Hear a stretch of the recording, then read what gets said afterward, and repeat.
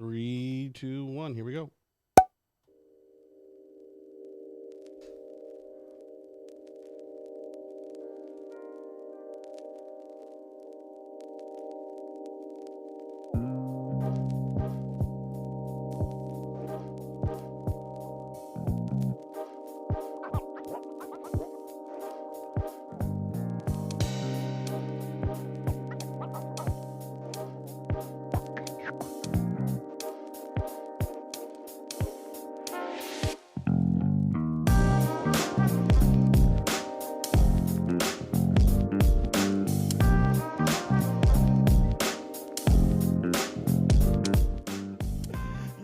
Yo, ladies and gentlemen, welcome back to Papa Don't Preach. That is right. We are back with some new flavor for your ear from one hell of a long break. Mm-hmm. I know, it was a minute. Yeah, I mean, life got busy for a second. Like, I was out of the country for a second. You were and then, gone. just jumped back in with both feet with two kids, His wife, I came back to the country. Wife did not come back with me. Oh, what? I didn't know that. No. Oh, you didn't know that. Yeah, because the way the TV show she's working on, they needed to do some pickups in the great state of Florida. So she went from Italy to Florida for a week to help supervise some more shooting, and then she took off, before and got here. She literally was like, bye. I do feel bad for you having to come back and just get into the shit, but I can't think of a worse transition from then coming from like beautiful Italy to fucking Florida. Talk about fucking breakneck. That's fucking torture right there. But how was Italy? Italy was awesome. Like, it was really, really great. The country is beautiful. What part were you in? Let's see. I started out in I forget the name. Is it Napoli? No, it's more kind of like we ended up in Florence. Okay. So the first spot they were shooting in a city. They weren't shooting the Ferrari factory, but it was the Ferrari factory city. Oh, you guys go ahead and Google that. I don't know where it is. It's like the other thing is, when I got to Italy, I kept saying like, "Oh, gracias to everybody," because literally that's the only language I know. So like I had to stop. It's like stop. Stop saying por favor for everything. Just because they speak a different language, it's not fucking Spanish. Grazie. Grazie. Allora. Marinello. Oh, yeah, that's where we were. Little Marinello. But it was great. Like, we walked everywhere, and then from there we went to a olive oil. What do you call them? It's like an old. I can't even think of the word. How do they make olive oil? It's not a vineyard, but it's like a vineyard for. Is it like, I would call it like Oh, my brain's not working. I just got we're shooting this at the end of the day, and I just got done work, so my brain's not firing at all the cylinders. Yeah, this is tired Bennett. Orchard. Yeah, this is tired Bennett. Not work tired Bennett. 'Cause I've been sleeping okay. Oh, that's good. Yeah, the dudes are only getting up. Well, Miles is only getting up like once or twice, and it's at okay times. Oh, okay times. Is that like 5 in the morning? Yes. Like, I gotta wake up in 30 minutes anyway. Yeah, it's fine. So yeah, olive oil, like an olive orchard. It was a villa, and it's like 800-year-old villa we stayed at. That now it's like a bed and breakfast, and like they still do olive oil too. But it's like, it overlooked the city of Florence. So beautiful. Just like being around something that's like fucking 800 years old. Like, there's nothing anywhere close to us that's 800 years old. No, that's you know what, I'm glad that you mentioned it, because like that was the feeling I had at some of these temples in Japan. And like I was saying back then, like once you've seen one temple, you've seen them all. But like going there and then them like, here's a scroll of the day that this guy wrote 1,300 years ago. Yeah. You're like, in this place that he built that's still standing today, you're like, holy shit. Yeah, that's a trip, because like, ain't nothing like that here. No, it's not. And then like in going to Florence, like it's where Michelangelo studied, and we didn't do a lot of touristy stuff, but I would, if there was a tour group talking, like I was like, yeah, what's going on here? Let me hear what's happening. So I literally we were at some flea market, like open air flea market, like Nat's looking at dresses, and it's a church there, and I overheard the tour guide. It's like, well, when Michelangelo was a teenager, he would stay here, and he would break into the hospittal next door and study the dead bodies for anatomy. I was like, what? That's awesome. Thanks for telling me this. Later, lady.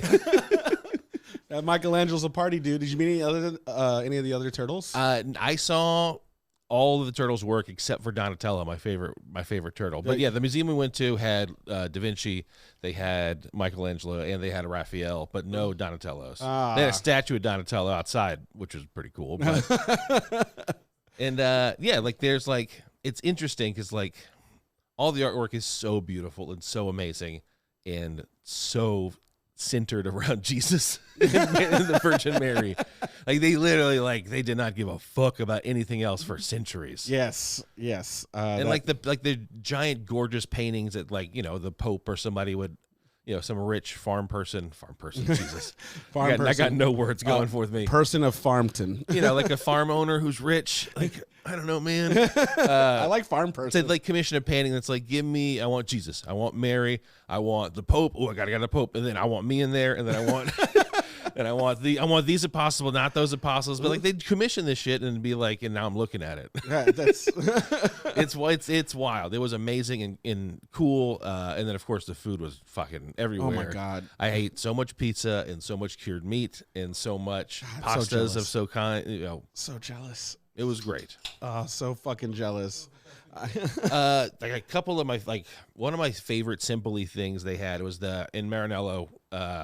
They had the rap party. Like Nat's show was finished. They had like a party at the end. They had a bunch of free food, free drinks, and karaoke. It was really fun. Ooh. But in that region, they had like their little specialties, like these little almost like sopapilla, like those puffy kind of pastry things you get at dessert in Mexican restaurants. I've never had those, but it's almost like a puffy fried dough. Oh no, I know what you're talking about. I don't know the name. They're really of it. good. It's I've almost had it like powdered. I've had it powdered, and like sometimes I'll put like a little raspberry on the top of it. Yeah, or like you put honey in it. It's another way to do.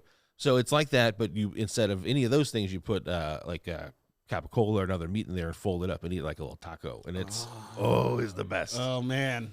And, you know, it had like some crazy homemade pastas and like prosciutto, you know, all the stuff was really good. A lot of gabagool. I had McDonald's, of course. Oh, you got to. What type of crazy things do they have over there they don't have anywhere else? They had like kind of like an appetizer bucket, which was interesting. Of what? like little fried little doodads, like tater tot, like wings and stuff. I was like, okay, I didn't have it, but okay. But yeah, then like going to that McDonald's.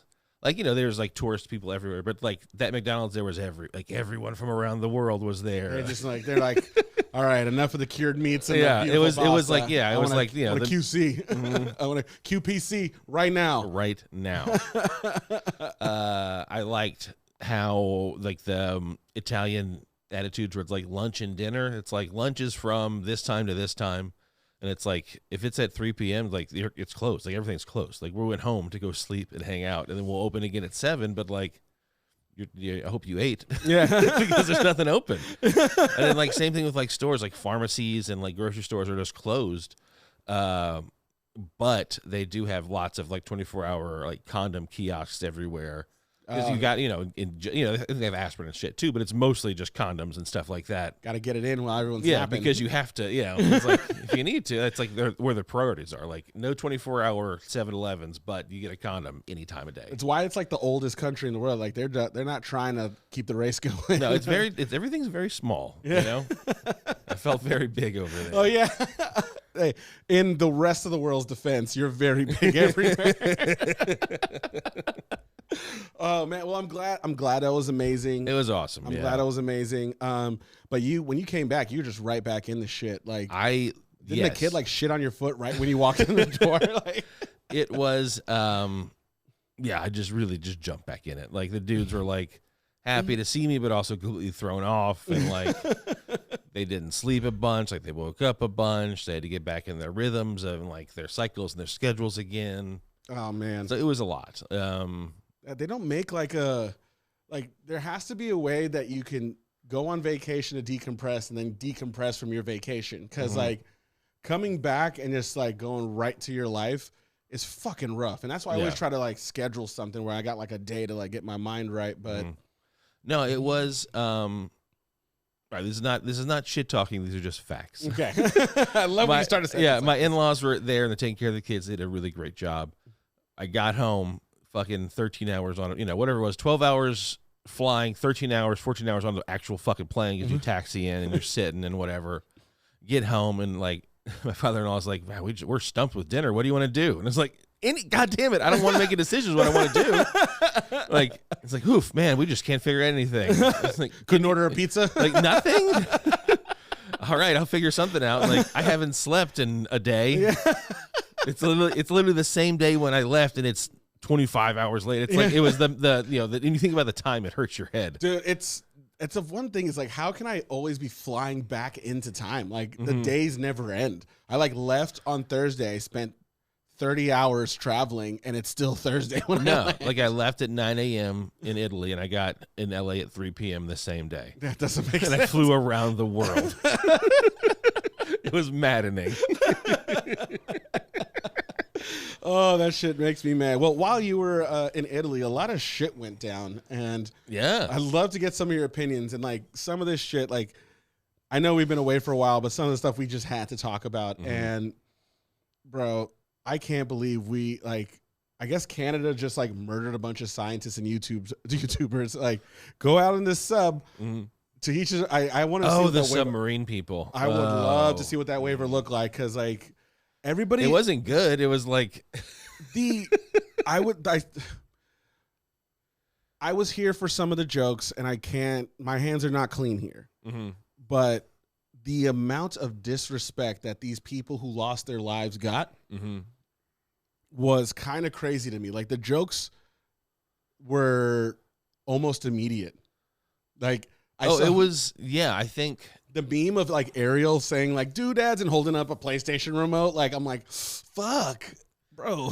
Now, people got real funny real fast. And I think, I saw, this is not my original thought. It's something I saw, and I was like, oh yeah, that does make sense. It's like people, I think, because they had zero sympathy for billionaires. Yes. And like literally billionaires that like did nothing for them. Like, they weren't like, whenever Kobe died, like Kobe had so much shit to do with the city, but like, dude's a billionaire too, and he died tragically too. Yeah. Doing some billionaire shit. Doing some billionaire shit, and he got, there's very little of the blowback because like, because they feel like, a connection to some of the, like, literally billionaires that just take money and don't do anything for people. Yeah. It's like, and then they flew, and then like the arrogance of the fucking, all the interviews that came up with the fucking submarine driver. It's like, at some point, like, you get like the arrogance of it all. It's like, all right, well, and they spent so much. It's like all of it's the fact. It was a sandwich of like, and then they did this, and then they spent like $250,000 to look at it, and then they used a fucking video game remote, and not even a real one, a Logitech. Yeah, that's it was a real and like the uniqueness of the story. It's like, it wasn't a bunch of people, sailing. It was this fucking submarine trying to see that Titanic. Like, it was so bizarre and so weird. The crazy thing is, like, I didn't know that was a thing. Like, who the fuck is trying to see the Titanic? It's like, didn't James Cameron do that? Like, when he was supposed to be in the office making the fucking Avatar, he went down and saw that shit. And that's another thing. It's like, I saw James Cameron popping up, and I was like, what is, like my first, like everyone's first, like, what does James Cameron know? And then like I was like, oh, apparently James Cameron knows a lot about submarines. Oh yeah, dude. Apparently he's one of the fucking leading authorities on submarines. Who knew? I remember getting really pissed because he was supposed to be coming out with the new Avatar, and he comes out with this documentary of him going down in a sub. I was like, bro, get your fucking priorities straight. Like, what the fuck are you doing? I want to see some 3D Navi, and you're over here showing me dirt through a fucking tube. Yeah. Like, come on, bro. Yeah, but he, like, the interview of him saying, it's like, well, we knew they were dead like 3 days ago. Yeah. I was like, oh shit, James Cameron knowing shit. Dude, everybody was like, they're dead. Like, what? And like the media frothing at the mouth to like have this story, like, oh, we heard a click, make it last. And like that's kind of like, it's in such bad taste. Also, the fact that like that was another like takeaway that I think was just kind of a speed bump, that the U.S. government has underground microphones fucking everywhere. Yeah, they shouldn't have admitted that shit. Like, excuse me. The Navy told us they heard something. They heard something. Yeah, like, it's like wait, by the Titanic. It's like, what? Excuse me. Yeah, what are you doing? Yeah, they have like the entire Atlantic and Pacific coast like wired just in case, like, Japan sneaking over with a sub or some shit. Well, when the sea aliens pop out. They're called mer people. No, that's different. Atlanteans and sea aliens are different things. I literally thought they were mer people. That's my bad. No, one's identified aquatic phenomenon. Did I ever tell you about how I got had by a mermaid documentary? By a mermaid documentary. No, I got by a mermaid documentary. No. You thought it was going to get less ridiculous, and it got more ridiculous. I'm sorry, but yes, I got had by a mermaid documentary. It was called like Mermaids: The Secret Revealed, and I was in my early 20s, getting high after work, and like watching this like 8-part series on Discovery with my roommate, I was also getting high, and like we were just like going back and forth, like, what if this has happened? What if this has happened? And like the first time we watched the whole thing, we're like, this was crazy. I can't believe this exists. Why isn't anybody talking about this? And the first thing we do is go to our local bar and tell the bartender and get checked immediately and be like, the fuck are you talking about? We both look at each other like, yeah. That is, the 20s are, like, it doesn't happen. I mean, I think like the Q was a big hole that people fell down, but like, I love when like you fell down something hard like that, like the Spare Change 9/11 documentary. It's like you just showed it to somebody and the other person be like, what the, no. Like it snaps you right back to reality. You're like, oh yeah, this is ridiculous. Yeah, this is kind of stupid. Yeah, that is just a blurry picture. That's not a Bigfoot. Yeah, you're right. Yeah, it's not the best. But for a minute, you thought mermaids were real. Thank God I didn't have a fucking Twitter at that point. Like, I would have made an ass out of myself. They don't want you to know. Obi's lost it. I would be shit. like, you know how your friend, like everybody's got that friend or cousin that posted on Facebook that one time and either like retweeted a Trump quote where we're like, okay, we lost him. Like, that's it. That's it for cousin Jerry. Yeah. He's gone. Got it. But yeah, do you have a Threads, by the way? Like clothes? Well, since I'm a little hip, let me break it down with some of the young jive things these kids are running on and getting fleek with, my friend. Oh, no. I don't know anything of what you just said. So I do understand what fleek is. It has to do with your eyebrows. Okay, Jesus Christ. Moving on. So, yeah, Zuck, the one who fucks, just came out with a new goddamn app called Threads. Hey, are you laughing at me now, man? You seen that picture of him? He's rocking like a 12-pack because he's got the money and the time. Yeah, I mean, that's all that programming. Like, literally, I think that's what Meta was, just how to get the secret program, how to get Zuckerberg abs. They spent $2 billion on it. Oh, we got to shut down the metaverse. It's not working. Just Zuckerberg's abs. If he moves too fast, they'll go zzz, glitch. So he came up with this new app called Threads. It's basically Twitter. It's supposed to be like a nicer place because Twitter is basically 4chan right now. Yeah, and Twitter's like it's a wild place. It's Twitter. I have never seen. I can't say I don't love it, but just to spill the tea, I cannot get enough of seeing Elon Musk take these L's because in theory, even if it's like a little L or a big L, he's still going back to his mansion and like chilling and enjoying life. But bro, like he's the Donald Trump of the tech world. Like he fell so fast. The amount of money this guy was about like just lost from being like a cocky piece of shit. Like talk about blowing up an eagle. We've talked about here about how like these guys aren't real geniuses and they just got a lot of money to throw places. Like they're going to make a documentary on why he bought Twitter, and it's going to be ridiculous. Yeah. It's going to be ridiculous. Well, it's like, he lost a bet. The picture of people sleeping in the offices and all the layoffs and all the things that stop working. And like, even like, this is how I would use Twitter. It's like if there's a wrestling clip posted on Reddit, it would link it to Twitter and I would watch it on Twitter. And that's it. That's it. And now with new Twitter, you can't do that. You have to like sign in and it's like, oh, okay, well, I guess it's like just dead to me. Like, I guess I won't watch it at all now. So I like literally it's like, okay, that's a stupid, like at least, I don't know. I'm not a billionaire though. Yeah, it's very weird, like trying to get people to pay for the blue check mark and all this shit. But anyway, Threads, they did something I've never seen an app do. It was like a surprise drop. Like it was like, hey, everybody, like 6 Threads months is early. here. Yeah, it's like 6 months early. And it's, by the way, I'm not giving it up to Zuck for Snapchatting Elon Musk now, just fucking ruining it. But that shit is, I have a Threads. It's super buggy. It's very, very buggy. It's like a CCTV. Like it was not ready to go. It was not ready to go. Like I remember trying to upload a picture and it just came out as hieroglyphics. I'm like, that's a thing again? Like I remember like doing like, when you send a wing ding? What is that? I'm like, that's okay. That's not me. And it's the first time when using tech and tech fucks up where I was like, this is Threads. Usually when tech fucks up, you're like, oh, I did something wrong. Like, you're trying to, oh, is Twitter, like you wouldn't even think that Twitter or Instagram would be down. You're like, I don't have service. I'm doing something wrong. But immediately when I posted my first thread, I'm like, this thing's fucking up. Yeah. But the greatest thing about it, I'm sure people have talked about it, you've heard it at home, is when I signed up for Threads, it just migrated everything from Instagram over. So I didn't have to tell any of my followers to come over. I didn't have to refollow. Like I was following the same people I was on Instagram, and the same people were following me. Like such an easy transition. It was crazy. Yeah. And I think, that's why Zuck makes the big buck. He just knows what the fuck he's doing. You're not liking these? I know. I am loving them. That's the problem. But yeah, you have to be a real piece of shit for the entire country to be rooting for Zuckerberg. Yeah, to be like that guy.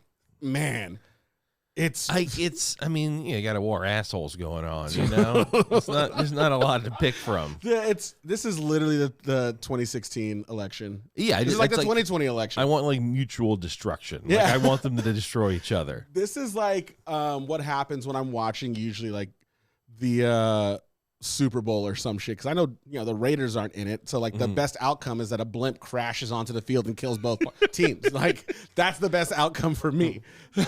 I want to see one of the Jackson family's titties accidentally. Yeah. That's the best. That's all I got. You see Tito's titty and Brennan sitting there giving a thumbs up. It's like, this is good. This is the thing. Reggie Jackson's titty.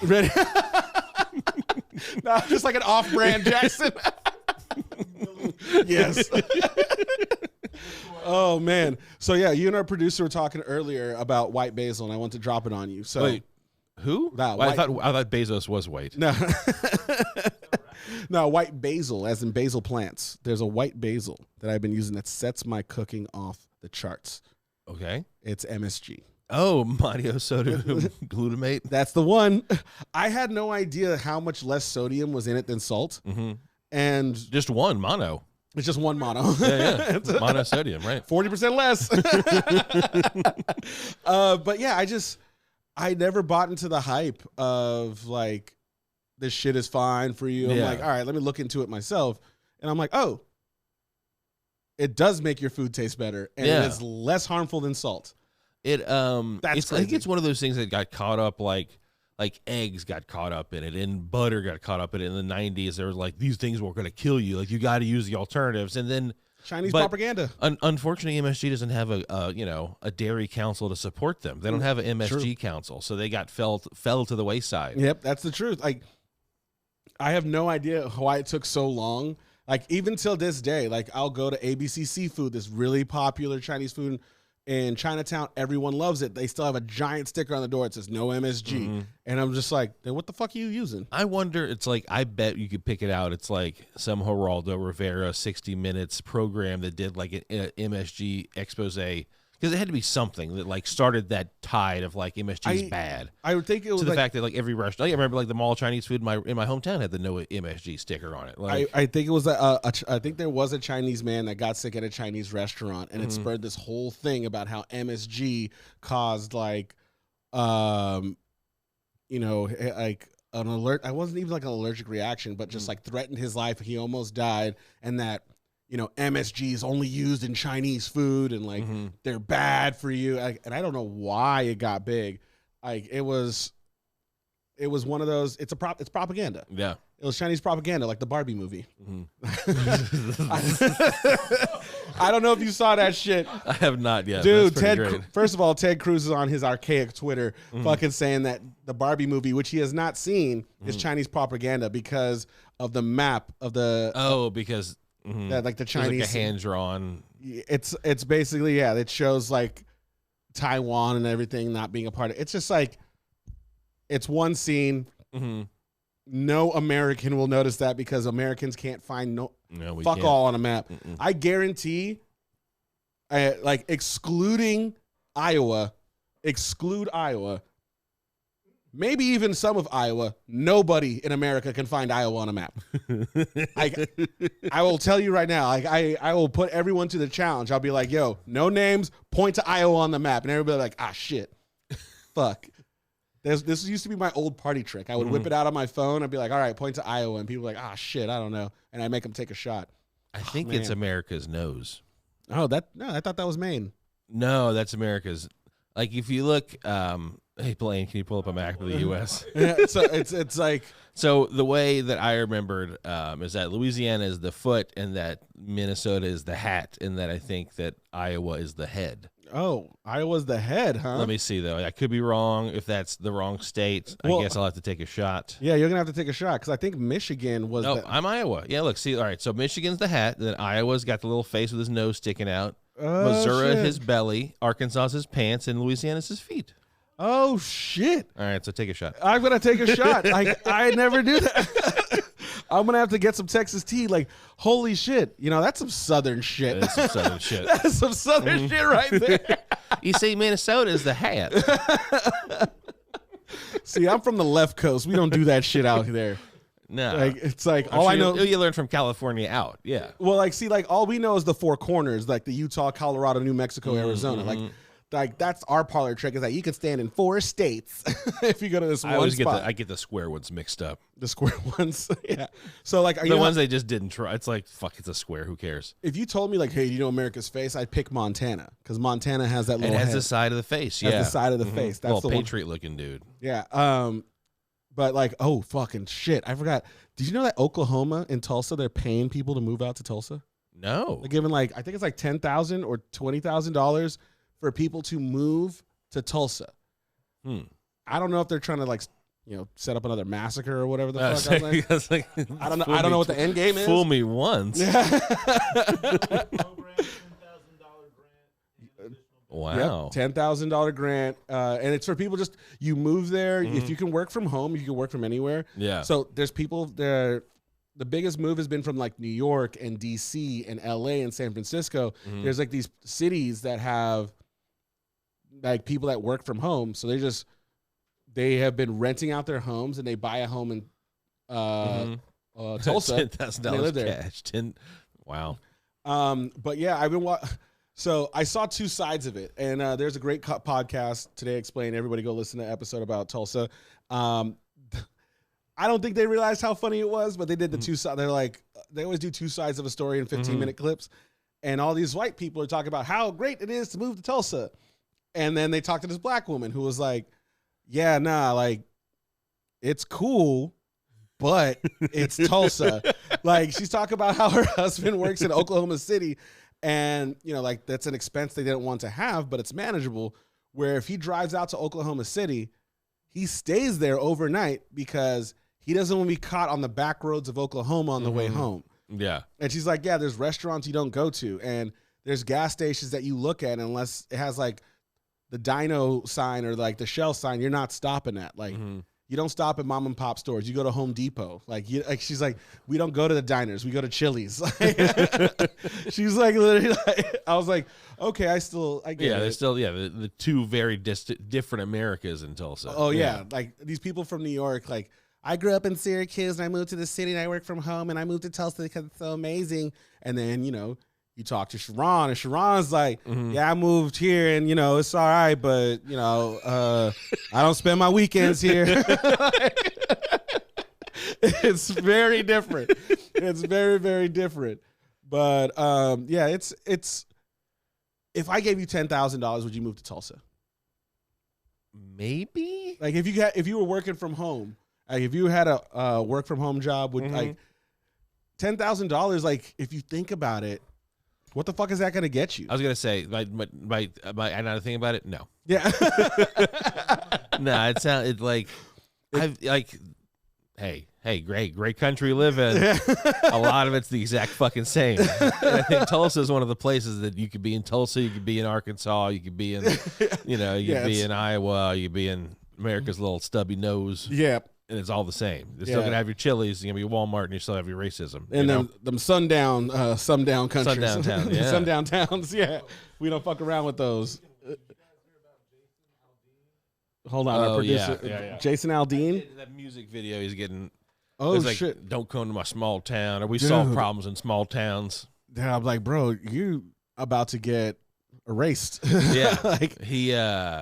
Yeah, try that in a small town. Is the name try of it. that in a small town. I think they pulled the music video already. Yeah, like I don't see. Now here's my problem. Jason Aldean did come out with this very racist music video, you know, and talk about how you can't riot in his town because his town will murder you. Or it's like don't speak mean, or like one of the things like if I hear you talking trash or whatever, it's like we're gonna kill you. Yeah, like listen, man, I think it's all implied, but it's all very like. Like everybody knows about your bloody Sunday town. Like, trust me, bro. Like nobody's trying to cross the bridge over to your fucking little town. But like, full of good old boys raised up right. Full of good old boys. Try that in a small town. If you're looking for a fight, try that in a small town. Like, come on, bro. So like, I am not a fan of them pulling the video. And as I was explaining earlier, no, I think it's weak. I just think it's like. Just play it at 2 o'clock in the morning if you want to. Yeah, like, we're not gonna pull it. We're gonna fucking put it in shitty rotation. How about that? Yeah, it's just like let people show their ass. This is who he is. Mm-hmm. You know, like some people that love that shit are gonna eat it up, and like that's gonna be enough of him to keep being Jason Aldean. I think that's a lot of like these. Like your Mario Taylor Greens, your type of like provoking individuals that are catering to a very small audience. I think as long as they push their very small audience's buttons, they're still going to be okay. Yeah, they're going to be who they are. I mean, like, I don't know if you saw that the IRS meeting that Marjorie Taylor Greene was in a couple days ago, and she's all like, "All right, pulling out dick pics." She's pulling out dick pics of the president's kid at a goddamn at IRS meeting, a congressional hearing, and she's like, "Do you think this is a great way?" I'm like, bro. The Onion had a great take. The Onion had a picture of Marjorie Taylor Greene like superimposed on like a woman showing her ass as Marjorie Taylor Greene shows boudoir pictures on the House floor to combat Hunter Biden smut. It's so good. The Onion never losing. They never lost. They're big ballers over there at the Onion. Never lost. But yeah, free speech, let them show their ass. Like, it's why I like the alt-right, because they stopped wearing hoods. I know exactly who that motherfucker is. Yeah. You know, like, I think it's a scarier time when you're going to the car wash, you're shaking some dude's hand that was at a Klan rally last night, but you didn't know because you had a hood on. I'd rather see this motherfucker and be like, oh, that's the motherfucker from Charlottesville. Yeah. Great. I'm not going over there. I'll be on my own. But yeah, I mean, it's just betas being betas. What was that guy's name? That black dude? Beta. He was all old. I forgot his name. Oh, Roy Peters. Shit. You're going to have to look it up. There was a black dude that used to just scream out beta. And he was like this right-wing dude that used to talk about old men or like guys being beta males. And I forgot his name. This is a complete aside. So that whole alpha beta, that whole theory that comes from wolves. Jesse Peterson, that's his name. Yes. So that whole theory, the alpha beta, the guy who wrote that theory, wrote the book on that theory, writing that book is one of the greatest regrets in his life because he studied wolves that were in captivity, and that alpha beta behavior is only exhibited in captivity. Jesus Christ! Not in free spaces. So, bro, it's a whole other. It's like another layer to that. It's like, okay, if you're acting like that because you're in jail, because you're in fucking prison, man. Yeah, it's like that's what they're saying. Like, I don't know if you saw. We were talking about the Barbie movie not getting it. Oh, fucking, this strike is hurting because Matt Gaetz' wife. First of all, the Gateses were invited to the pink carpet premiere of Barbie because all the actors are on strike, which is talk about low tier. And then after the movie, to this invited guest, his wife tweets that fucking Ken, she's like, the actor that played Ken. First of all, she said the actor that played Ken, Ryan Gosling. Like, put some respect on that. Put that fucking respect on fucking RG. God damn. She said that he was low T, as in low testosterone. Now, remember, this is a movie called Barbie. about a character who has no genitals. Yeah. Like literally just smooth as a Ken doll. Dude. Don't know what you wanted. Imagine going to see Avatar and saying, oh, it was kind of blue for me. Yeah. Those blue guys are pretty blue. Yeah. Dumb asshole. Bro, I don't know, like I stand with SAG, I stand with WGA right now. I don't know if you saw that Universal cut down all the trees because I saw it's super fucked. That's some fucking evil shit. Talk about it's an hot evil as correlation. fuck at Universal that lot. To cut. So for people who don't live in LA, where the Universal Studios is located, that has the NBC Universal lot, back lot where they shoot all the movies and have the park. The entire street down Lancashire, I believe, is just, it has like the biggest, most beautiful trees because there are office buildings right there. Like they don't want that sun built, like just bellowing in. So they have this whole line of trees. SAG and the WGA and all the supporters have been picketing there to draw attention to the strike and their demands.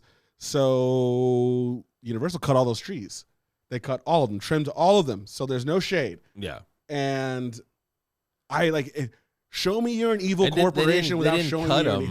I even saw the picture. They didn't cut them. They fucking stripped them. There's no leaves left. No, like that's the thing. They didn't like cut them down. They just like, which would have been like very easy. It was more work to what they did. They just like shaved them. No leaves whatsoever. And those things are not coming back anytime soon. Yeah. Like it's hot as fuck up there. No, I've done it. I did like a couple summers ago an outside Universal Studios show, and it's like right at the beginning of the valley. Damn. So there's no sun. It's like their sun is brutal right Oh, there. yeah. I've been seeing pictures of friends in the valley that we were talking about this earlier. Like it says that it's 98 degrees in the valley, and then somebody posts a picture from their like Honda Accord, and their dashboard says 126. And I'm like, yo, the car can't be that wrong. I feel like I'm being gaslit by the Weather Channel is what I fucking feel like. That shit is not chill. Are you going to go to the picket lines? No, because I'm working. Yeah. IATSE is not on strike. Yes. So no, I mean I usually do reality TV, and I don't think we have any SAG or AFTRAs on our shows that I work on. So the show that I just got hired on is a separate contract, but at the same time, like that's another thing. Is a lot of shows like I remember.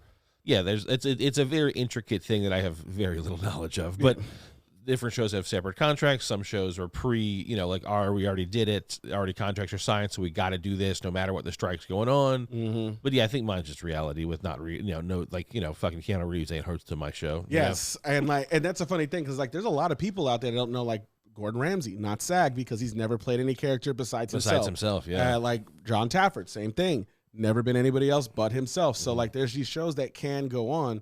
And what really, really sucks about this is one thing I love that really sucks is the reality TV community is showing a lot of support for SAG and the WGA, even though it does not affect them at all. And I really, really appreciate that because it's hard. It's very, very hard. But like some of these studios that are fucking up, they've been fucking with reality TV for a long time. Like a long time. It's the same. It's like, the same studios that like you're on a popular show, say a popular cooking show, not the one I'm on currently, but another very popular cooking show that's been on for years and years.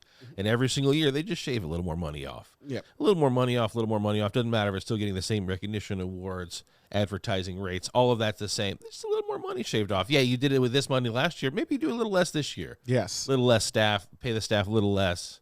That's the mentality of this business, and it's a shitty mentality. It's a very, very shitty mentality, and like just like any corporation capitalist system, like everybody's beholden to their shareholders. I get that.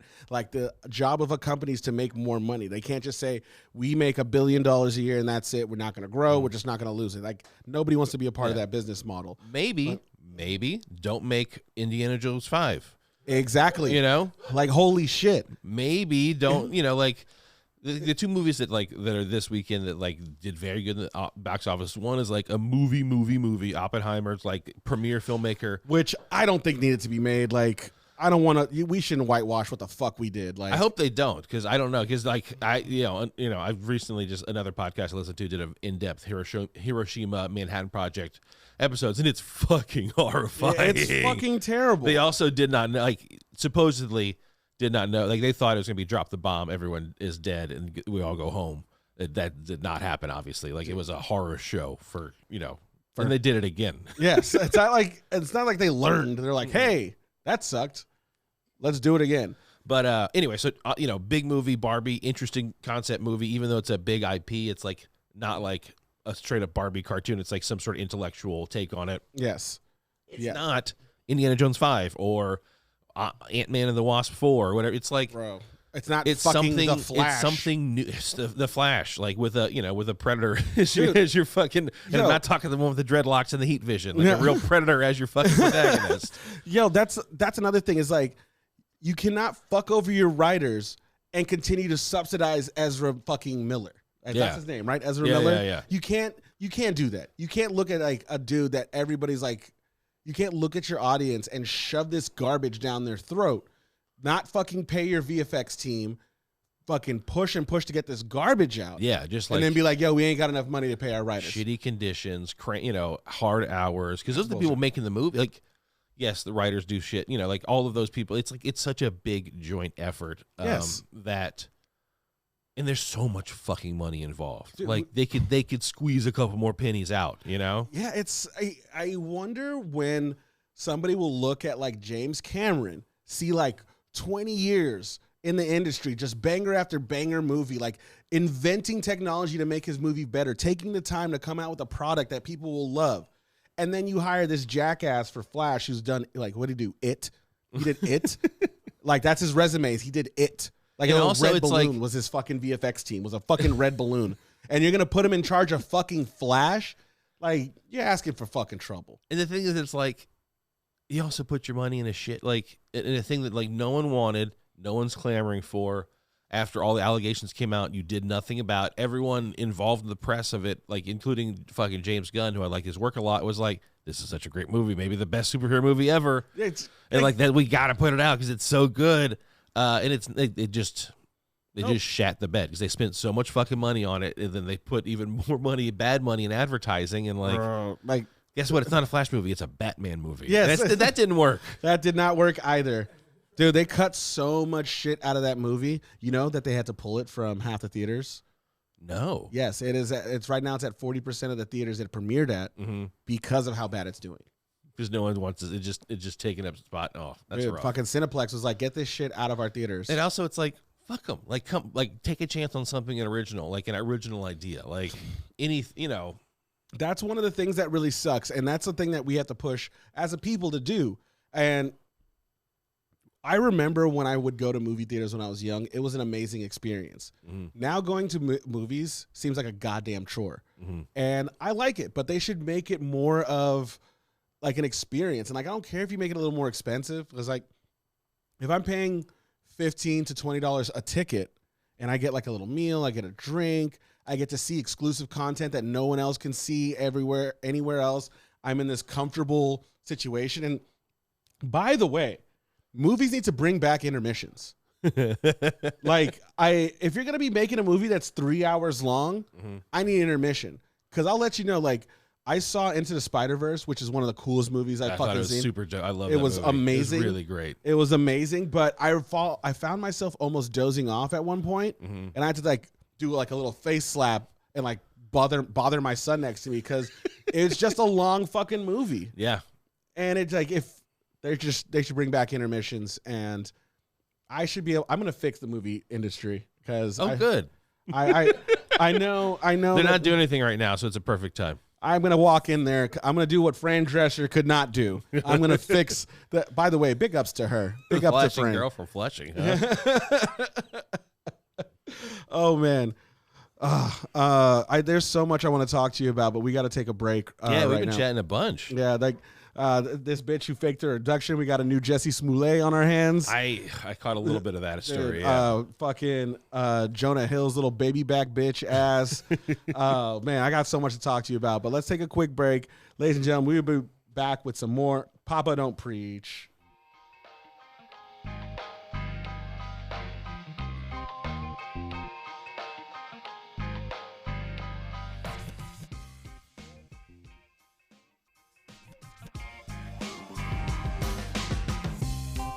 And we're back. God damn, ladies and gentlemen. All right. Before we get to our main subject, we're going to be talking about going back to school. It's that time again. We just discovered Rickety Rocket. How do you? Yeah. So we were talking about racial inclusion in television programming was how it started. And how Yes. like race swapping, it's sometimes it's like it could be an unnecessary pandering things in a lot of ways. And then Blaine, our producer, said, speaking of unnecessary pandering, did you know about there was a Black Jetsons cartoon? And we had no idea. It's called Rickety Rocket, and like the way we just watched the intro, but it's like Fat Albert meets the Jetsons. It's like pretty goddamn bad. It does like this sky pan. Yeah, it's in the Jetsons world, like super future houses. They're all up and looking beautiful and sleek, and then it zooms in on the Rickety Rocket house, and it's literally a Sanford and Son shack on a post.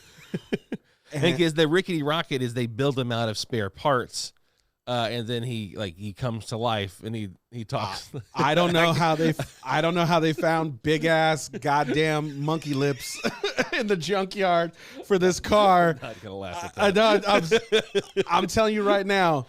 That shit. First of all, it's the only brown car I've ever seen. Yeah, it's got big ass lips, and it does. I mean, I was trying to figure out which. It's a Red Fox voice. Like he's doing like a Red Fox. Like it's oh my god, that's the one. That's I'm the Rickety voice. Rocket. Yo, that shit was so offensive, and like the intro of the team. I'm Barry. Yeah. Yo, it's just like. They made like these white motherfuckers drew this. They giggled at it. They sent it to a test audience. That complete white test audience were knee slapping. Yeah. This jive talking car, and they put it out. How many episodes did they make of Rickety Rocket? Oh I'm curious because it's like, dude, they made one too many. If they made intro one, was enough. If they made the trailer, that was too much. Because like a lot from here to Rickety Rocket. Everyone said yes. Everyone saw the design, said yes. Saw the voices, said yes. It's like, well, we want Fat Albert in space. We want Fat Albert Jetsons. They made 16 only 16. Episodes. That's good because back in the day, they used to make like 48 episodes a season. Like, so they cranked out 16 in 2 weeks, and they saw them. They're like, a resounding, Dude, who was the voice? Johnny Brown, Al Fan. It's like I recognize the character actor dudes. Yeah, D Timberlake. Okay, so like, oh man, Rocket, 1979. I know. Johnny Brown. Al Fan is fucking Holleran from The Shining. Yeah, he was Rickety Rocket. He was Rickety Rocket. Wow. God damn. Okay, so was I right about that? About him being Holleran? Dude, he was in Plastic Man. He's French. I could be wrong. Oh, he was in Lady Killers. No, it looks like I was wrong about that. It's another actor. Oh, so all black people look the same to you, huh, Bennett? Especially bald ones. And by ones, I mean unique individuals who have a personality and a back. Individuals of uniqueness. Yes, okay. We heard it. But yo, just a little public. Oh, he's the voice of Plastic Man. Just so you guys know, this is an unpopular opinion, but I hate the term people of color.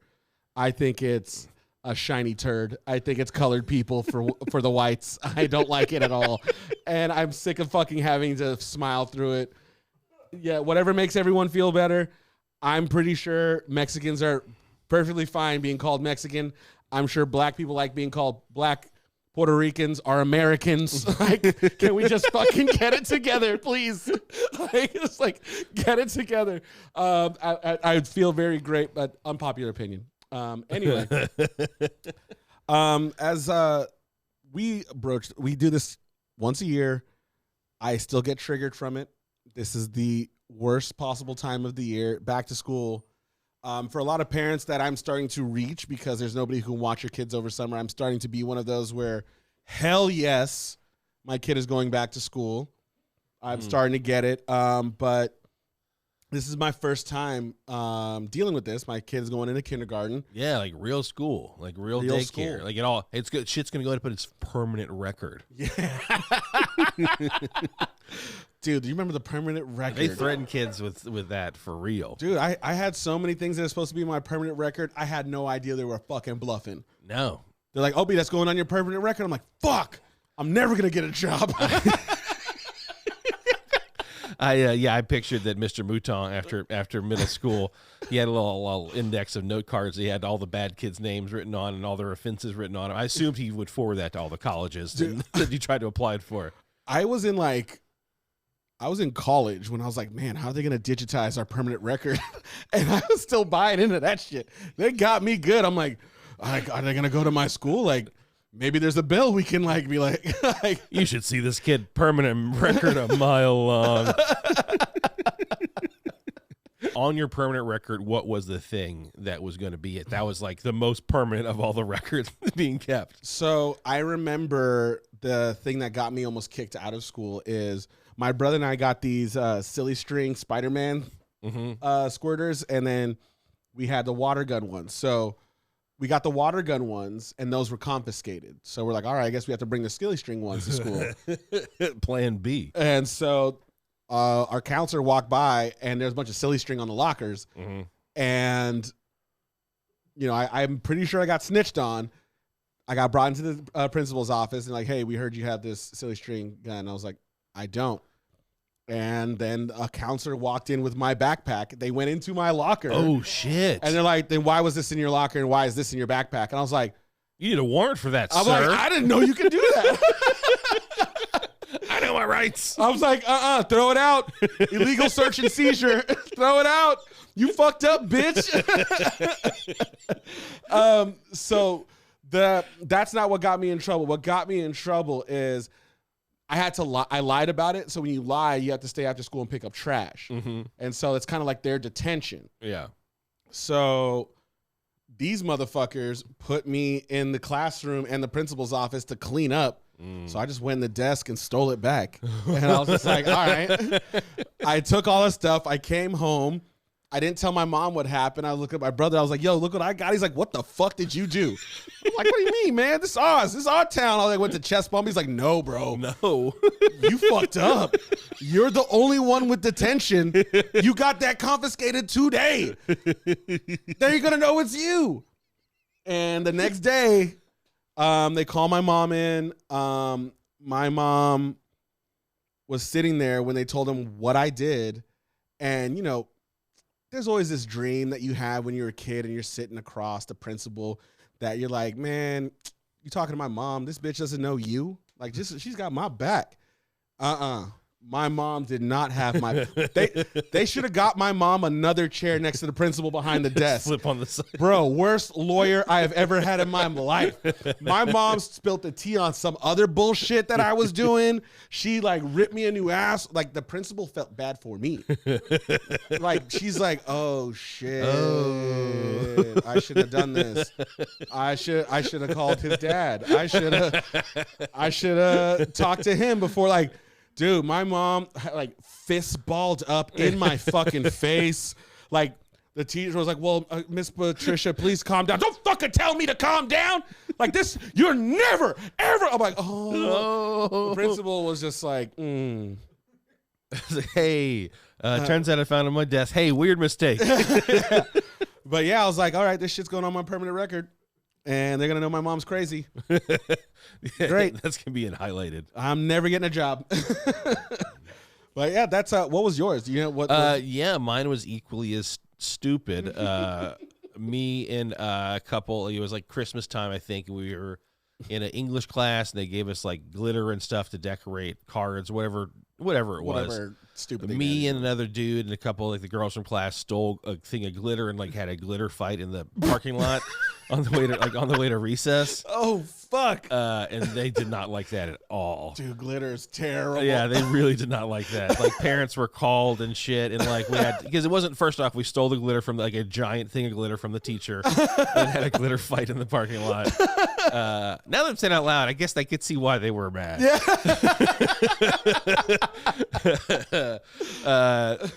So we like replaced the glitter and all that, you know, like, but yeah, Mr. Mouton was our disciplinarian and my 7th grade math teacher. Ooh. And he's dead now, and that's okay. Oh shit.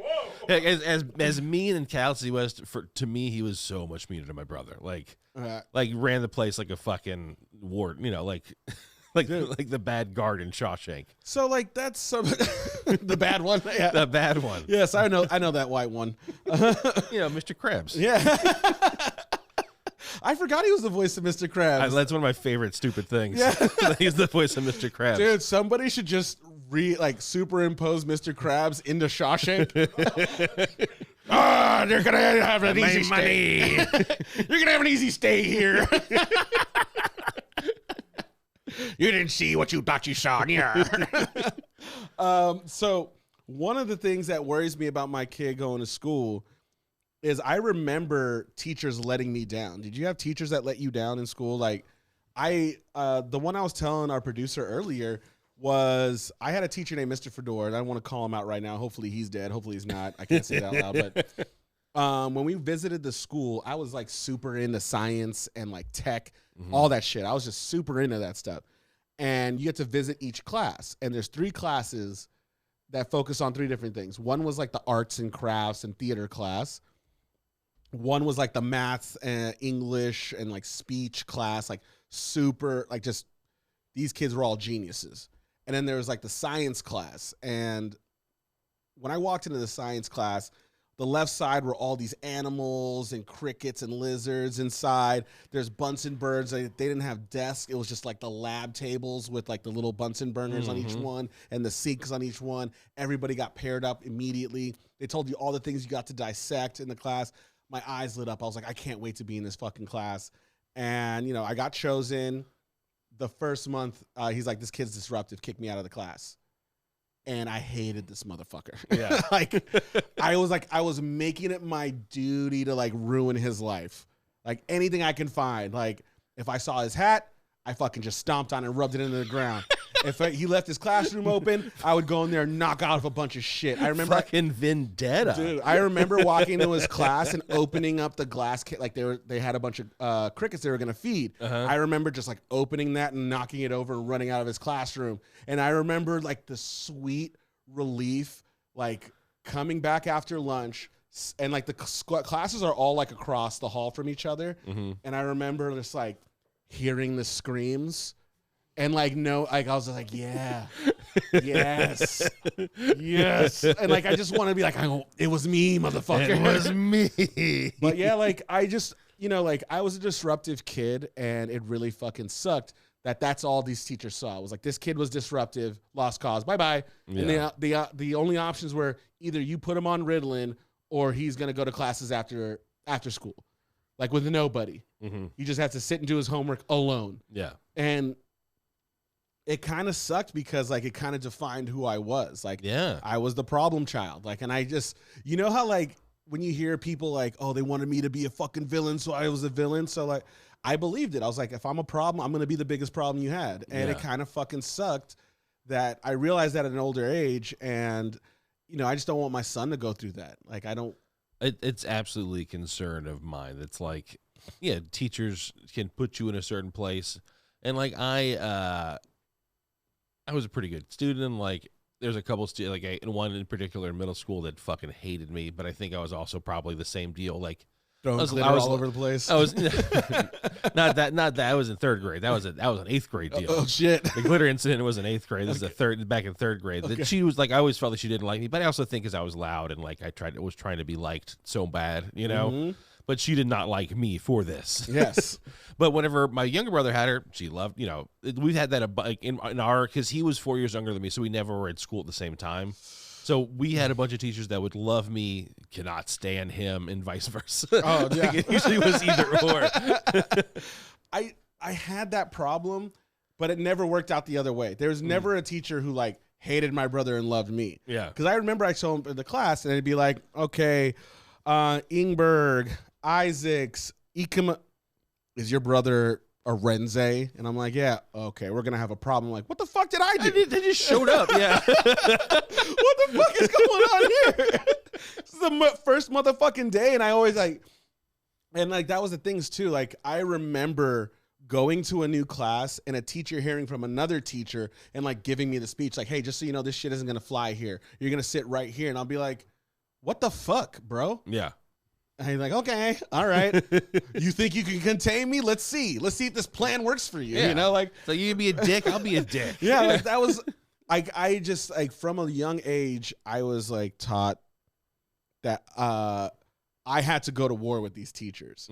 Like putting me in a box was their thing. Getting out of that box was my thing, and I had to do it by any means necessary. Yeah. And it kind of fucking sucked. And I got really nervous for my kid going into this fucking system. And now that I'm older, I'm like sitting here like fighting for teachers. I'm like, pay him more. Fuck those teachers, but pay him more. But fuck those teachers, you know? And I was kind of worried because my kid is fucking loud. My kid is me. Yeah. He is like, my he never stops moving. Like sometimes I'm just watching him and I'm like, bro, sit still. Like what the fuck is like kids, people are always looking at me at the grocery store like, oh, he's so cute. I'm like, no, he's a fucking nightmare. Like, he's a menace. Don't let it fool you. Yeah. like if I could compare him to him, he's like baby Taz from Tiny Toons, just like unhinged. Yeah. I remember that one clip where like the Tasmanian devil is like drinking coffee because baby Taz is driving the Tasmanian devil nuts. And I'm like, that's my kid. That's me. Yeah. I was a little bit worried. We went to orientation for his new school. And I was a bit worried. I'm like, okay, he's going to be around. These are his classmates. Yeah. Teachers are going to see what the fuck this is. And I immediately realized that he's actually been in a school structure for 2 years. And the rest of these fucking post-pandemic babies that don't know how to act, I was like, oh, shit. There's a lot of wild free-range babies over here. I'm like, oh, Zoe's going to be just fine. A lot of these kids are fucking out of their goddamn mind, like have never seen another person ever. I'm like, yeah, it's I mean, they're getting a lot of, it is like his Miles in that same camp too, where a lot of his first experiences happened when he was 2 and 3, as opposed to Miro, he's like he's fucking doing everything all the time now because he's post-pandemic. So yes. There is a big difference there. But back to like your first point, like, it's crazy how much teachers can shape you as a person, how you perceive yourself. And thinking about it, like I got very fortunate. I have way more outstanding teachers that had memorable things and impressions on me than like the shitty ones that I'm happy are dead. Yes. There's only there's like 2 or 3 of those. Most of them. I have 2 teachers that I remember for bad reasons. Yeah. Bad reasons. I do have one that like, this is the guy, he was the reason I was in sports. His name was Mr. Alcozer. And he was like the cool teacher, and he just shot it to me straight. And like, he was like he basically just told me, he's like, yo, athletics ain't gonna get you nowhere unless you have the mindset. Like, if you want something, you have to go for it. He's like, yeah, you're the best out of these 30 white kids, but when you get to a bigger, like, you have to practice. And like, he taught us how to play rugby, and I was crushing kids. Like, I was big for my end. I was crushing kids. And he put me in my place. He's like, so you think you could take me? I'm like, you're an old man. He's like, I'm not an old man, but do you think you can get past me? I'm like, yeah, I can get past you. You're a fucking old man. And this dude, like, I don't know if you guys have ever seen the anime called One Punch Man. Like, this dude put his arm out and took me out. I remember bouncing off the ground and giving one of these sounds, like, to get my breath. Like, I was like, holy shit. And like, he wasn't that much bigger than me, but he was fit. And I just realized, like, oh shit, this is a fucking adult. Like, he humbled me. He like picked me up and he just like gave me the speech that humbled me. And I was like, he's like, you want to do push-ups with me before class? Come and do push-ups. You want to get this big? This is how we're going to do it. And that was like my whole high school career was just getting jacked. Like, it was all because of Mr. Alcozer, because he's like, it doesn't matter how good you are. There's going to be somebody who's 10 times better. And that person's going to be working hard because that person knows there's someone 10 times better. Yeah. And I remember him. And I also remember Mr. Fedor, my fucking arch nemesis. That motherfucker. Who was the best teacher you ever had that like you still remember? There's a couple. Like in my sophomore year, I had Miss Seamall, Miss Denise Seamall, who I still like. I know, like, man. Sometimes I forget you from Louisiana. Yeah, she's like, yeah, I know. Miss Seamall. Miss Seamall. And it's spelled Simon too. But she was like kind of younger, and like she used great analogies in class. We read interesting stuff. She let us make movies in class for projects and encouraged it, and like laughed at our jokes and shit like that. Like, she was great and encouraging. Like, I've had, a few, but that she's like one that stands out right in the front of my brain. Dude, I had I remember my old principal, Madame Petavin, from my French school. Madame Petavin, this woman was a G, and she just stuck up. I don't know I'm not sure if she was like this with a lot of kids because everybody hated her. I loved her. She was like some hard ass, but she just like stuck up for me. And when a principal takes a certain interest in you, you shape up. And I remember she was the reason I stopped getting in trouble, because I got in trouble a lot at my little French boarding school.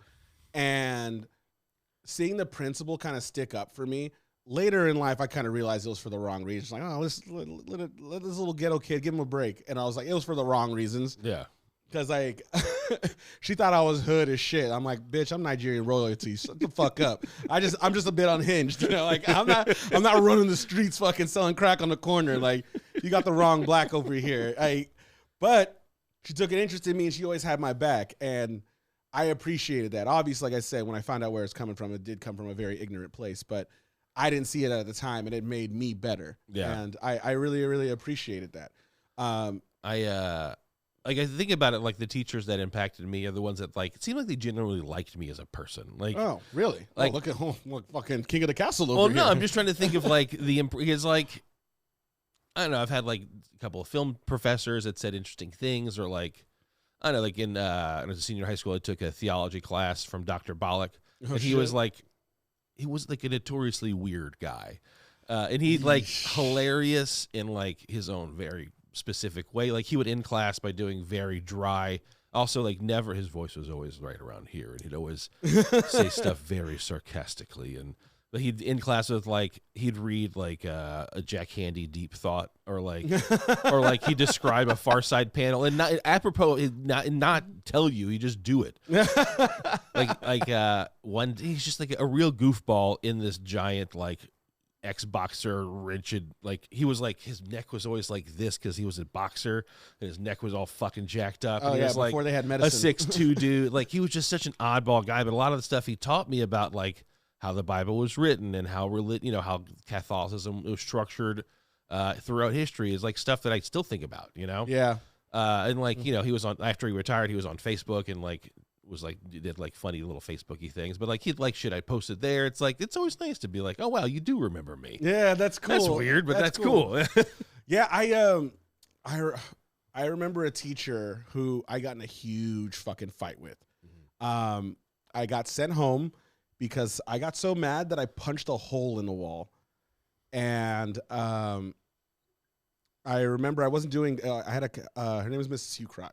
And I had she taught California history. It was like one of those stupid bird courses that you just fly right through. It's like you just had to take this fucking class. I remember Sister Act too. Thank you. And I remember I was sitting there and, like, we're learning about the 49ers and all this shit. And, California history, I'm like, who the fuck cares about California history? Like, how the fuck? I was one of those kids. I'm like, how am I going to use this? Yeah. How is this going to help me? Like, why aren't we learning about U.S. history? Why aren't we learning about, like, the fucking this hemisphere's history, or, like, what are you teaching me? And I would always argue the point without looking at why I'm doing it, just to, like, say, like, ha ha ha, I got you. I was such a piece of shit. But anyway, just poking for poke's sake. Poking for poke's sake. I remember when I was sitting in this fucking class, I wasn't doing very well. My mom said she was going to put the fucking hurt on me if I don't fucking get an A on the next coming test. So I actually studied with my friends, and I studied for this test. And I was very nervous because I knew that I don't do well in tests. I freak out. I overthink. I think everything's a trick question. I'm like, maybe if I don't answer this one. Like, I would get in my own head. And I remember she's like, I was talking to one of my friends. She's like, I don't want to fucking hear a peep out of you. Like, she didn't say fucking. She's like, I don't want to hear a peep out of you. I was like, okay, Jesus. And I'm writing, pen runs out of ink. I fucking do a little toss in the back. It lands in a trash can. I pull up my backpack, pull it on my head, and I drop it. And she's like, Obi! And I'm like, what's your problem? And so, like, I make a little snide comment, like, this bitch is losing her mind. And she's like, that's it. She comes over to me, grabs my test off my desk, and slams it on the fucking floor. Like, she's like, get out, you fail. And I was like, what? I'm like, my mom is going to kill me. She's like, that is not my problem. I'm like, it's about to be your problem. When I'm a dead man, yeah, that's your problem. I'm like, I didn't say anything. I'm not cheating. She's like, I told her to keep it down. And I lost it. And I'm just like, don't you yell. She was like 4'9". Yeah. So I got out of my chair. It's a little teacher. And I got it. And I got in her fucking face and I was pointing down at her. And then I could see the fear in her face. And she's like, you're going to get kicked out of school. And I'm like, I'm leaving. She's like, go to the principal's office. And I walk out and I can imagine what the fucking kids heard. But I just went, whack, punched a hole in the fucking wall. And it turned into this whole thing. Like, Obi hit Miss Ukron. And like, whatever. Like, I didn't get in trouble. And it was like a week-long ordeal, and finally it's a scandal, yeah. It was a whole scandal. Finally, she apologized, and obviously she told me some shit I wasn't supposed to hear, but she was going through some fucking shit. Yeah. She was going through some fucking shit. I think she had a cancer scare. Like, she was going through some shit. I was not an easy person to fucking deal with, but I remember that whole, like, teachers are people, and what really sucks is like when you put your child in the hands of another person, you don't know what type of day that person's going to be having that one time. And, you know, you hear these fucking horror stories and just putting my kid out there. I just like, I don't know, man. I don't know how I'm going to feel about it. I don't know if I'm just going to be freaking out every time or if I'm just supposed to like smile and be like, it's not going to happen here. I don't know what the fuck to do. I'm going to play it by ear, I guess. Yeah. What if I'll just tell you, Bennett, don't do it. Don't do it. Homeschool. I mean, that's an option. So like...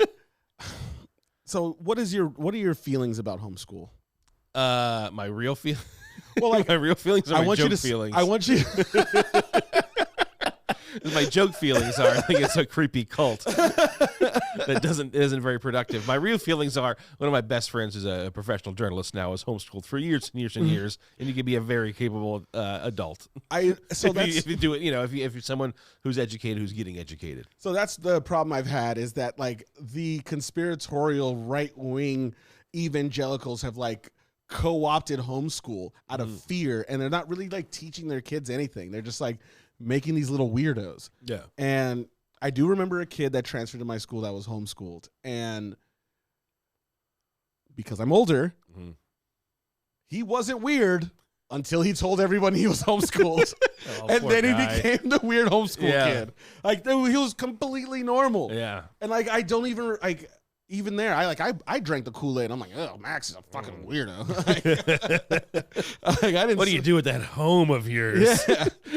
Like, it's like hey, Obi. I'm like, oh shit, I don't speak weird. Yeah, sorry, homie. But that's another thing I'm worried about, like my kid getting bullied and like being a bully or like not knowing his like it's scary. It's fucking scary. It's a lot to think about, so I try not to think about it. Oh, that's good. I should try that. Hey, that's my advice. Don't think about it. Don't think about it. Think about, hey, no, it'd be cool if this wrestler fought this wrestler. Or hey, my favorite X-Men team would comprise of this. Okay. I wonder what my favorite X-Men team would be. Are we doing 5-on-5 or 4-on-4? I think 5 is a healthy number of X-Men. 5-on-5 on X-Men? Okay. You go with that's the classic 5. It's like your Marvel Girl, your Iceman, your Cyclops, your Beast, and your Angel is 5. So I think 5 is a good number of X-Men. We don't have to have this discussion now. I was going to say. It's one of the things I think about when I'm going to sleep or when I'm trying to avoid scary thoughts. I was like, who's your 6th man off the bench? You don't have to give me your top 5, but who would be your 6th man off the bench? Oh, like my flotating 6? Yeah, your flotating 6. Your X-Men, who would be?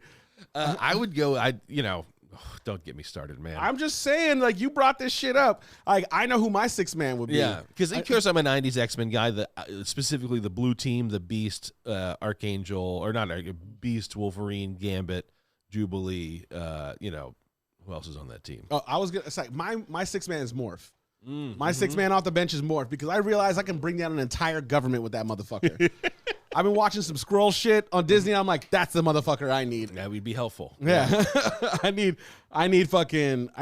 Morph, go out there and just give me a video of Trump hitting a black baby. Like, that's just find a black baby, morph into Trump, slap the shit out of that motherfucker on TikTok, and then done. Like, I want this guy to go, I want everybody to know who he is. Like, who's your 6th man? No, yeah. I think I'm gonna do like long shot, like a real random X-Men who's just like either like someone that's like a real X Factor. Yeah, like someone that's like, okay, all right, long shot, let's see what you can do. Okay, you ain't trying to win here. You're trying to ruffle feathers is what you're trying to do. He's trying to put some butts in the seats. I like whenever the X-Men are like a ragtag, unexpected group of people too. Oh yeah, you know. Oh yeah, Wolverine's got to be there, but I mean, because he's Wolverine, he's part of the X-Men. Yeah, like I'm learning a lot about. See, like now that I know about this, and like I know about like I'm starting to think about like your wrestling teams and everything. I'm like, okay, I'm starting to get who you are now. I'm starting to see the guy who's like sitting there going like, yeah, Road Dogg during the Raw era. Yeah, I mean, I still like. That's another reason I love wrestling is that like it's one of the few things that like lets me suspend disbelief where I'll be like, ooh, like, fuck, yeah. Like it. I know we're talking about schools, but nah, fuck them kids, man. Like this is I'll tell you, like I agree. Like I don't care what anybody says. Wrestling, like the Raw era of wrestling, was. It's gonna sound stupid, but it was inclusive before inclusivity was a fucking thing. Like a lot of that shit, like. I never saw myself anywhere but as a wrestler. Like, if I wanted to dress up as an X-Man, I'd have to be like Bishop or somebody nobody ever fucking heard of. Yeah. And, like, I don't want to be fucking Black Panther. Like, it's cool now, but imagine showing up in 5th grade dressed as Black Panther. The black kid is Black Panther. Like, it fucking sucks. You know, like, and so, like, wrestling, like, the Nation of Domination, like. Wrestling has been one of those things that's been, like, so far behind they're ahead. Like, integration has been important to wrestling almost since its beginning. Like there's, you know, Black World Champions, very famous, like in the Southern Territories, like in Louisiana, like there's like a Junkyard Dog was like fucking a god. Like, dude, I dressed up as Junkyard Dog one like, Halloween. There's like on the chains and everything. Everyone's like, "Are you a slave?" I'm like, "I'm the Junkyard Dog." Junkyard Dog. But like, if you watch like those old wrestling programs, like you know from like the 80s and 70s, like the crowd goes fucking unglued, and it's like people of all colors, like. Happy to see someone that's like looks like them fucking kicking some cowboy's ass, you know? It's like that's wrestling has kind of always had that theme of like, well, I mean, fucking there's black asses in the seats. Let's have some black wrestlers in there, you know? Yeah. There's a real famous, not a real famous story, it's a real interesting story of a Memphis wrestler, God, I can't remember his name right now, in the 60s who was just like, you know, he was a bad guy, but like was always nice to black people in Memphis outside. So he had a real strong black following. And he was the like, personally integrated Memphis Coliseum. He's like, well, fuck, like I'm gonna wrestle here if it's not integrated. And like, goddamn, like one white wrestler, like a bad guy wrestler, God damn, single-handedly integrated, you know, Memphis wrestling. That is fucking crazy. Look at my. Like, I always love a good story about a white savior. I always love it. I love it. I mean, like everyone loves Jesus. Spudnik, exactly it. Spudnik Monroe. Spudnik Monroe. Yeah. Look at this motherfucker. Yo, for everybody at home, he's basically like, he looks like Sal Valentino. He looks like Sal from Sopranos if he was a wrestler. Yeah. Like he looks like a real mean fucking old dude. Not Sal, sorry. He's Silvio Dante. No, Silvio. Yeah, he's Silvio. Like, look at that. That dude is a Spudnik Monroe. Yeah. The man who defeated Jim Crow in Memphis. God damn. Fucking wild. But yeah, that's, you know, but wrestling's awesome. Like it's even more like, cause watching TV, like we work in TV and all that shit. Like I'll see something like whenever Nat's watching a show and like something will strike me as inauthentic. Yeah. And it just like, as opposed to like when someone misses a kick in wrestling, it's like, oh, it's just, they missed a kick. It's fine. Yes. Like I clearly saw them miss that kick, but he also just hit him in the head with a 2x4. Yes. Which did not miss. Yes. So it's, yeah, that's one of the reasons I love it. Is that like, I don't see the, you know, I could look past the finer details. Yeah, so like that's the reason I left the wrestling world. When I say left, like I participated in it. When I walked away from the mat. Well, one of the reasons, like I remember it just got too commercial. Like the Raw age that was the Raw age, that Raw era. After that, you had like, I wouldn't say goofballs coming in, but it just got so cartoony to the point where I'm like, this isn't fun. And they start having commercials during matches and like. That's yeah. Like I remember like SmackDown started to become its own thing, and like I was like, I can't follow SmackDown and then The Wire on Saturday, like whatever that shit was on the Saturday, and like the Heat, Sunday night Heat. I was like, I couldn't do all that shit. I was like, what the fuck is happening? Like, what's happening to this show that I fucking loved, like this thing I loved, and you know, like you had to become either a super fan or just walk away. Yeah. Like there was It's too hard to much be shit. casual. Yeah, I definitely get that. Like especially it's something that's so continuity driven. Oh, and bro. like someone who's like a good guy this week is a bad guy next week, and like there's a whole Dude.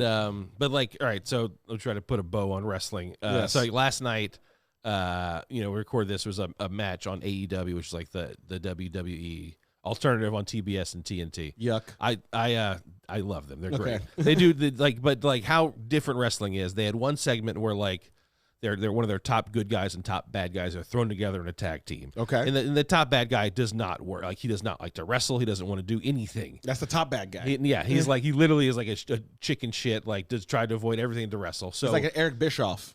I mean, he's a great talker. His name's MJF. He's a real fucking piece of shit. Okay. But in that match, the biggest crowd reaction is that when he did a double clothesline, like he and his partner clotheslined somebody, and like they went fucking nuts. And then he did like a very basic like dive, jumped on an opponent, and just because it was him doing those moves in that scenario, it was so funny and so over the top, the crowd went nuts. Okay. Later on in that same show, a man was thrown into a bed of nails. Oh shit. And then slammed into a bed of nails, and then someone on the top of a cage had a bag of thumbtacks and rained them down on the cage, and they rained down thumbtacks, and then they all got slammed into the thumbtacks, all in the same program.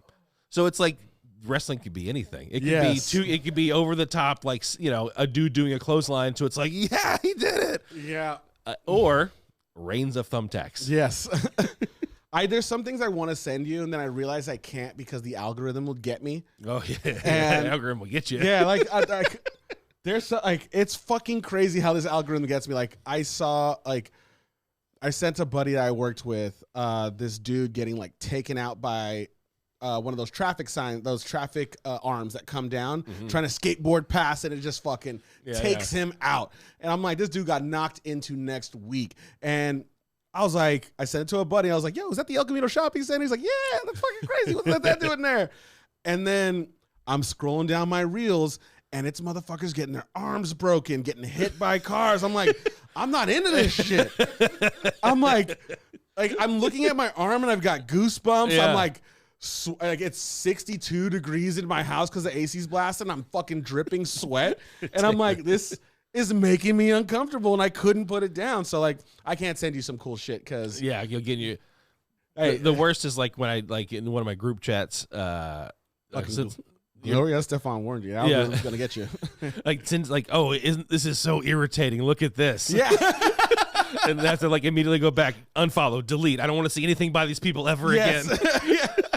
Isn't this so irritating? Yeah, it's. Oh, you like irritating things now, don't you? I don't. It's like the best prank to play on somebody. It's just like send them 2 disturbing videos and have them react, and then fuck their timeline all the way up. Like it's a timeline bomb. Oh man, there's there's actually a really good meme that my girlfriend's mom sent me.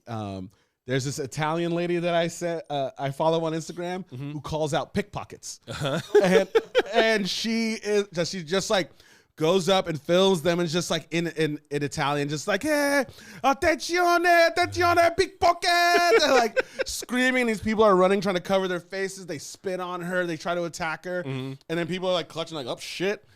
And then I sent one. I send one to my girlfriend's mom. Like, this lady's hilarious. 4 days later, she sends me a meme of what's the name of fucking that congressman from New York who just lied about everything? Oh yeah. Yes, Santos, George Santos. Mm-hmm. She sends me one with an audio from this Italian lady, and like the press chasing him by the pier to talk to him, and it's just a lady going, "Attenzione, pickpocket," and it's George Santos running down the pier. I couldn't stop laughing. Oh, it's gold. It's gold. Yeah, we haven't made any George Santos jokes in a long time. No, he. I don't think he fell off, but well, yeah. Well, the thing is, like his big donors were revealed, like, and when it was like his dad, like, bailed him out or something like that. I was like, oh, that's not a bombshell. It's just kind of sad. Yeah, it's not really. But yes, Princess Diana's illegitimate kid, George Santos, is a piece of shit. But yes, just to circle all out, we didn't spend too much time on it because I know that we have the attention span together of peanuts. Yeah, we haven't talked in a while. Yeah, it's hard to stay focused. It's very, very hard. It is great seeing you. Yeah. It is great seeing you. But yeah, we're going to take another break. I'm glad my kid's going back to school. Can't wait to go back to school shopping. It's, get them a ruler. I don't know what kids use these days. I'm going to get them like a Texas Instrument calculator. I'm not sure if they even use those. I'm sure it's just you have to give him like a laptop. Yeah. One of those kindergarten laptops. Yeah. Way more expensive than I think it's going to be. But yeah, we're going to take a quick break, you guys. We'll be right back with more Papa Don't Preach.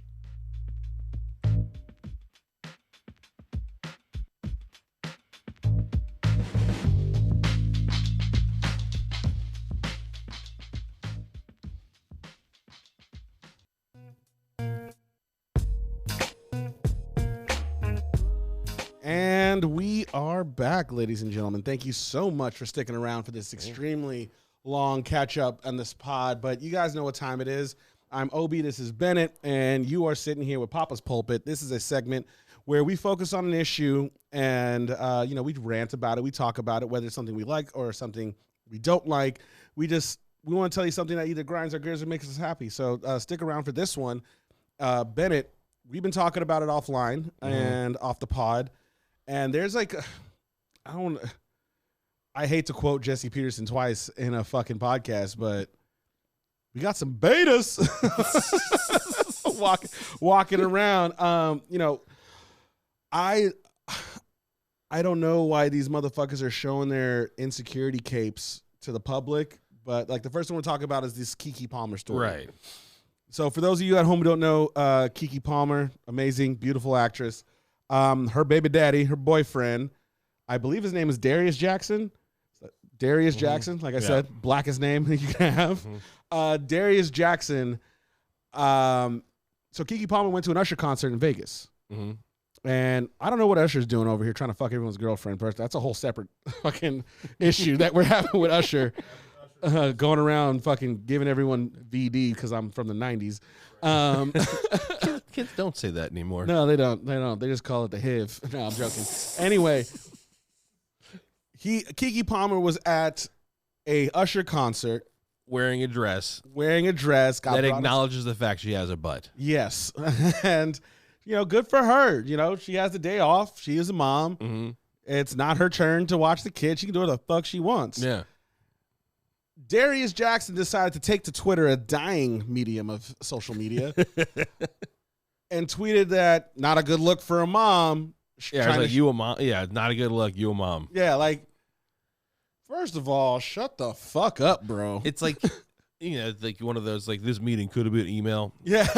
That tweet should have been a text, dude. Yeah, like, you should have fucking said, save that between one person. Dude, if you're irritated with, not the entire world, not people that need to write articles every day. That's how you get shitted on. Like, I will tell you right now, I think he's a bitch, but the blowback that he got, which he deserved, made me feel bad for him. I'm like, bro, you wanted to smoke. He fucking stepped in it with both feet. Like, what are you gonna? Yeah, exactly. Like, don't put your opinion out there if you want a different opinion. And see, like, I always go to like the conspiratorial part where if like Kiki's like, yo, I need my name in the paper. Why don't you talk some shit about this fine ass dress? He's like, all right, baby, and he sends this text. All of a sudden, they're top news. Like. I don't think all right, so full disclosure. I don't know her, but I've met Keke Palmer a few times. Oh shit. Like one of my very first shows was True Jackson, her Nickelodeon show. Okay. And I used to hang out in the green room with her mom, and her little brother was running around in the green room. And then I did another show with her where she was a host on, and I met him again, and then her mom remembered me, and she remembered us, and she, very kind, sweet, professional individual.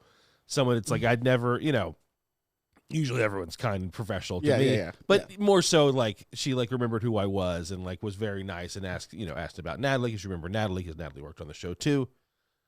Very kind person, very nice person to me personally, who can wear whatever the fuck she wants. Yes. It's like yes, you are a mom.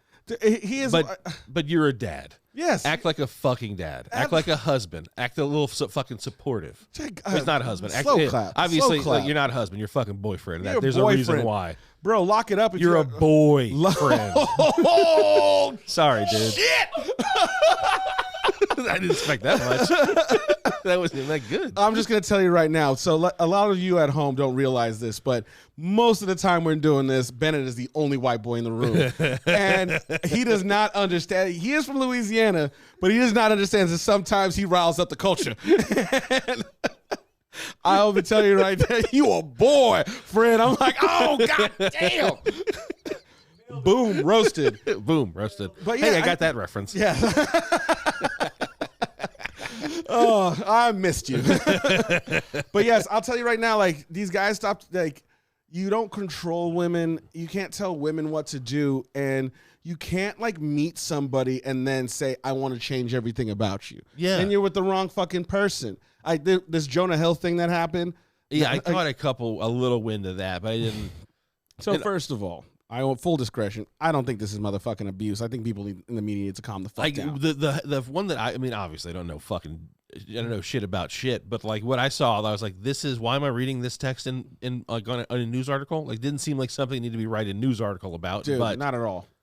I mean, hey, this is Jonah Hill. He literally made a documentary about his therapist. The dude has some issues. Like I love my therapist too, but I think I'm making a documentary about her. I'm not asking my therapist to be on my fucking podcast. I'm just saying.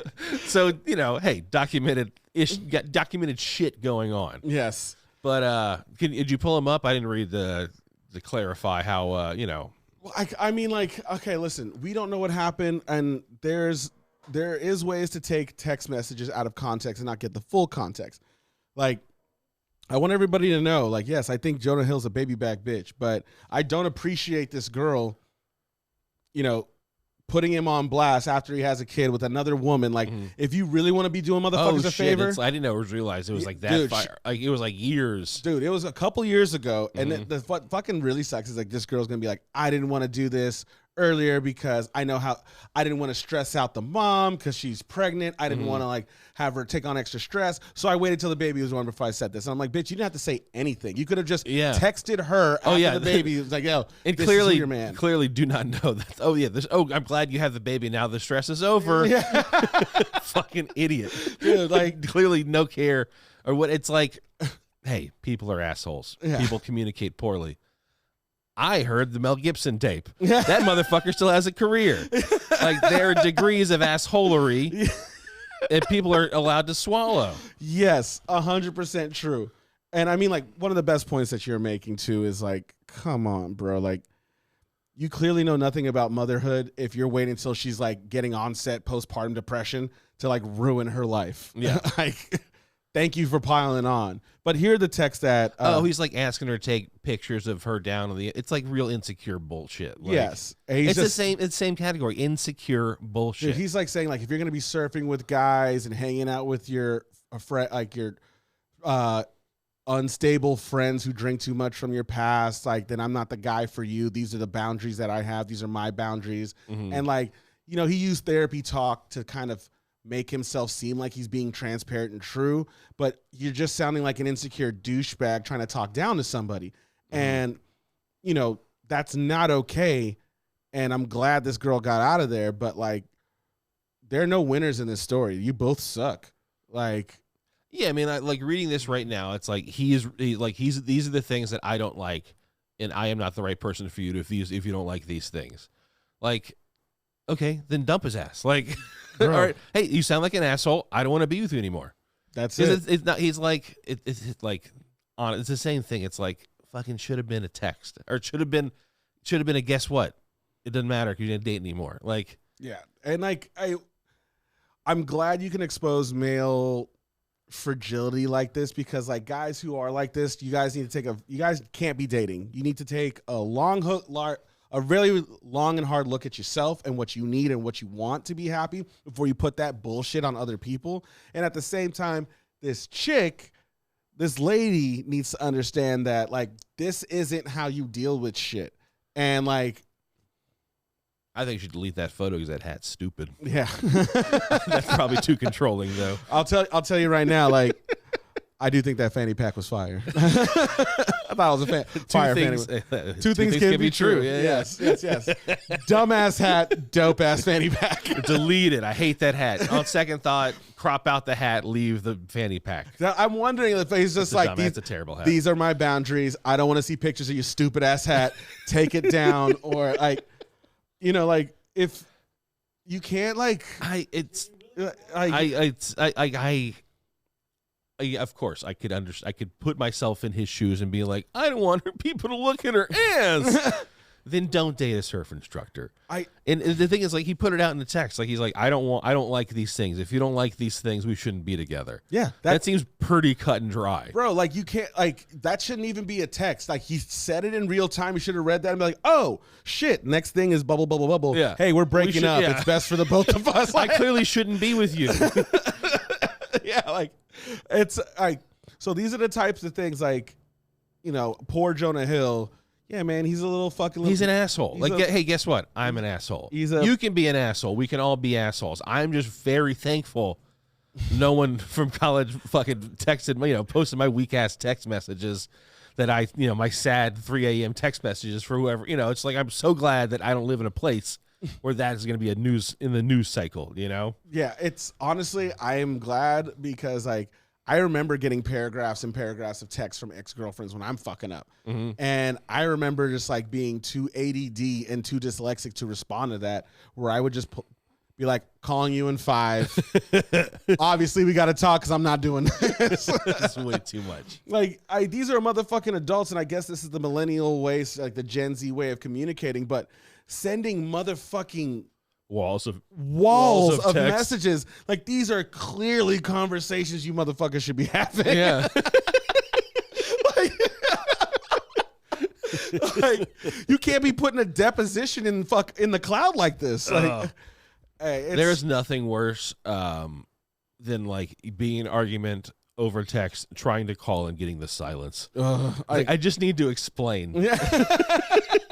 It's not going to work, but I need to do it. I have been there where I've tried to call and I get sent straight to voicemail and be like, not ready to have this conversation. Mm-hmm. Great.